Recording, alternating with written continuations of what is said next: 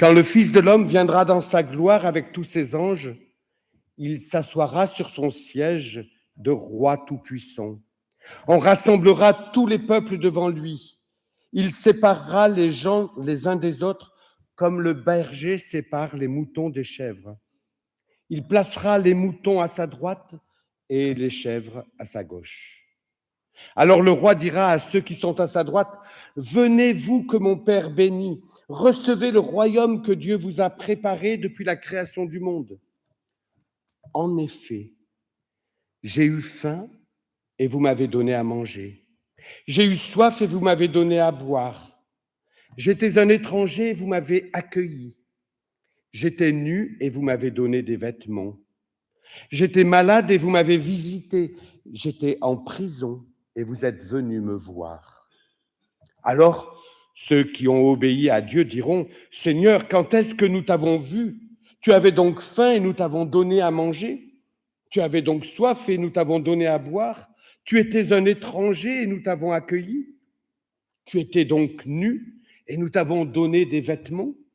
Tu étais malade ou en prison et nous sommes venus te voir? Quand donc? » Et le roi leur répondra, « Je vous le dis, c'est la vérité. Chaque fois que vous avez fait cela à l'un de mes frères, à l'un des plus petits, c'est à moi que vous l'avez fait. » Ensuite, le roi dira à ceux qui sont à sa gauche, « Allez-vous-en loin de moi, Dieu vous maudit. Allez dans le feu qui ne s'éteint pas et qu'on a préparé pour l'esprit du mal et pour ses anges. En effet, j'ai eu faim et vous ne m'avez pas donné à manger. J'ai eu soif et vous ne m'avez pas donné à boire. J'étais un étranger et vous ne m'avez pas accueilli. J'étais nu et vous ne m'avez pas donné de vêtements. J'étais malade et en prison et vous ne m'avez pas visité. » Alors eux aussi diront au roi, « Mais Seigneur, quand est-ce que nous t'avons vu? Tu avais donc faim et soif, tu étais un étranger, tu étais donc nu, malade et en prison, et nous ne t'avons pas aidé. Mais quand donc? » Et le roi leur répondra, « Je vous le dis, c'est la vérité.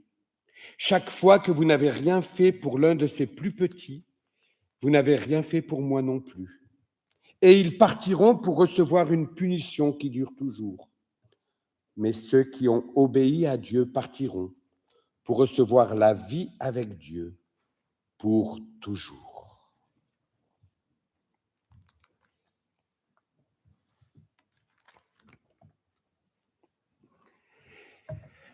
Jésus avait 2 yeux et 2 mains, tout comme nous. Et l'Évangile témoigne que Jésus a posé son regard sur ce qu'il croisa. Un regard qui était plein de compassion, plein d'amour.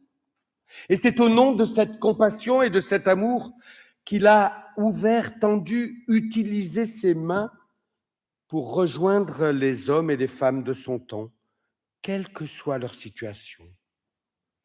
Ainsi, on pourrait dire que Jésus, au milieu des hommes, il a été les yeux et les mains de Dieu, les yeux, les mains d'amour de Dieu.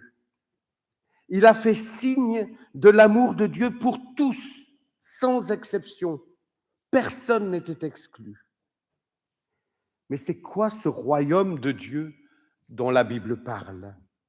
Eh bien, justement, ce royaume de Dieu, c'est d'abord et avant tout l'amour de Dieu qui se donne, qui se partage par Jésus, dans son regard, dans ses gestes envers celui, celle qu'il rencontre comme un frère, comme une sœur.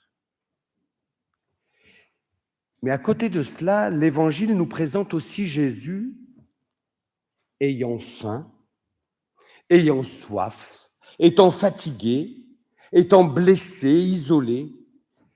Un Jésus avec des besoins comme nous en avons. Oui, Jésus avait 2 mains, comme nous. Elles lui ont permis de donner, mais elles lui ont permis aussi de recevoir. Elles lui ont permis de recevoir ce que d'autres lui ont donné. Il avait 2 yeux comme nous pour voir celui qui a partagé ce qui était sien avec lui, parfois en l'accueillant, en le nourrissant, en le désaltérant, en l'aidant selon son besoin. Et c'est pour cela que dans cette parabole qu'il raconte, Jésus s'identifie aux petits. Il nous invite à le reconnaître, non pas dans les grands, mais dans les tout petits rencontrés et aidés. Parce que Jésus lui-même a été petit, a été fragile, a été isolé, a été dans le besoin. Jésus aussi a été au bénéfice de regards et de gestes d'amour d'autres, comme nous, parfois, nous avons été au bénéfice de regards et de gestes d'autres, des gestes d'amour. Le royaume de Dieu, c'est reconnaître aussi l'amour de Dieu dans ce que Jésus a reçu d'autres et dans ce que nous aussi nous pouvons recevoir d'autres. Mais aujourd'hui, vous me direz, nous ne voyons plus Jésus. Tu le vois, Alex? Dommage, hein? T'aimerais lui serrer la pince? Eh ben non, nous ne voyons plus Jésus. Nous ne voyons plus son regard d'amour et de compassion posé sur nous comme sur tous les hommes. Nous ne voyons plus ces gestes qui accueillaient, qui donnaient à manger et à boire, qui soignaient, qui guérissaient, qui libéraient des personnes, qui libéraient en particulier les prisonniers. Alors ce que nous dit Jésus ici nous rejoint à deux niveaux.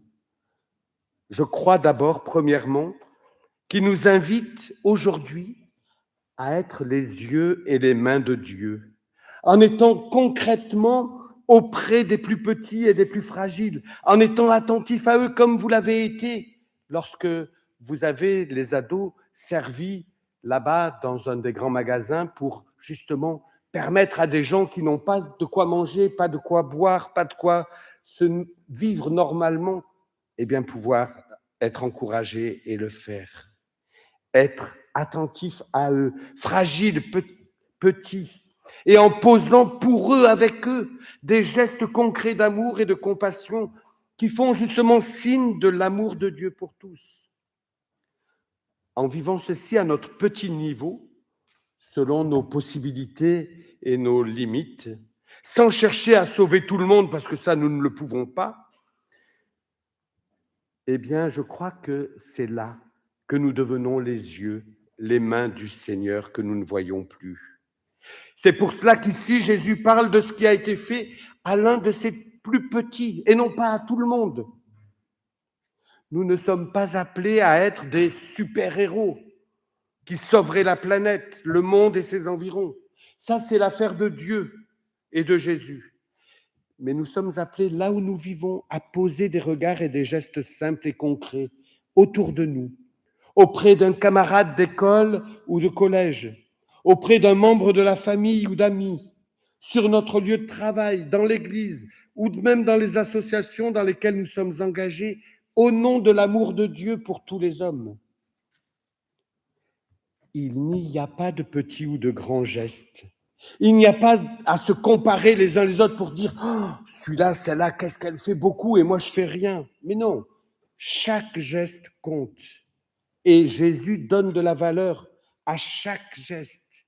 Il y a juste ce que chacun peut faire, peut partager à l'autre, quel qu'il soit, en se rappelant qu'ici, il n'y a pas d'un côté ceux qui font le bien et les autres qui font le mal, mais il y a ceux qui agissent au nom de leur foi, au nom de leur conviction, et ceux qui n'agissent pas envers leur prochain. Ainsi, je crois que nous pouvons poursuivre au nom de notre foi l'œuvre de Jésus avec le même esprit que lui. Et nous pouvons témoigner, partager de l'amour de Dieu concrètement pour tous autour de nous.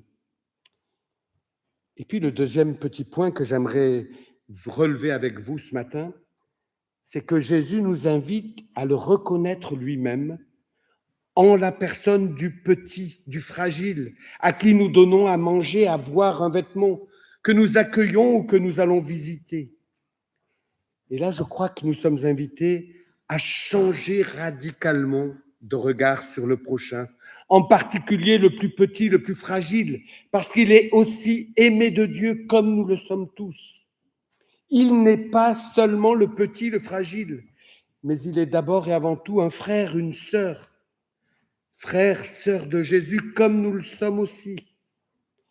Et peut-être qu'il nous faudrait alors demander à Dieu qu'il change notre regard, qu'il le convertisse, parce que nous ne pouvons pas changer de regard par nous-mêmes, afin que nous puissions reconnaître en l'autre, quel qu'il soit, Jésus lui-même présent. Oui, voilà ce que nous sommes appelés à être aujourd'hui, là où nous vivons.